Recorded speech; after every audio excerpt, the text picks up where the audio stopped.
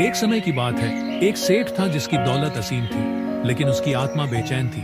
वह हर समय चिंतित और असंतुष्ट रहता। उसे किसी ने बताया कि पास के जंगल में एक प्रसिद्ध साधु रहते हैं, जो मन की शांति का उपाय जानते हैं। सेठ तुरंत साधु के पास पहुंचा और अपनी समस्या बताई। सेठ ने कहा, महाराज, मेरे पास सब कुछ है, लेकिन मन की शांति नहीं, कृपया मेरी मदद करें। साधु मुस्कुराए और बोले, जो मैं कहूँ वही करो और ध्यान से देखो। सेठ मान गया। अगले दिन साधु ने सेठ को कड़ी धूप में बिठाया और खुद कुटिया में चले गए। सेठ पसीने में तरबतर हो गया, लेकिन साधु की बात मानते हुए शांत रहा। दूसरे दिन साधु ने सेठ को बिना भोजन के रखा, जबकि खुद तरह तरह के पकवान खाए। सेठ को यह देखकर आश्चर्य हुआ, लेकिन उसने कुछ नहीं कहा।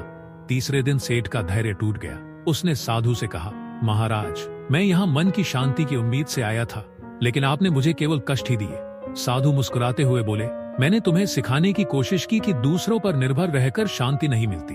मैंने तुम्हें धूप में इसलिए रखा ताकि तुम समझो कि मेरी छाया तुम्हारी मदद नहीं कर सकती। मैंने तुम्हें भूखा रखा ताकि तुम जानो कि दूसरों के भोजन से तुम्हारी भूख नहीं मिटेगी। मन की शांति तुम्हें बाहर से नहीं, बल्कि अपने भीतर से ही प्राप्त होगी। साधु ने आगे समझाया, जब तक तुम अपनी समस्याओं का हल बाहर ढूंढते रहोगे, तब तक तुम बेचैन रहोगे। शांति तुम्हारे भीतर है, इसे अपने कर्मों और विचारों में अनुशासन लाकर ही पाया जा सकता है। सेठ ने साधु की बात समझ ली। उसने साधु के चरण छुए और कहा, महाराज, आपने मेरी आंखें खोल दी।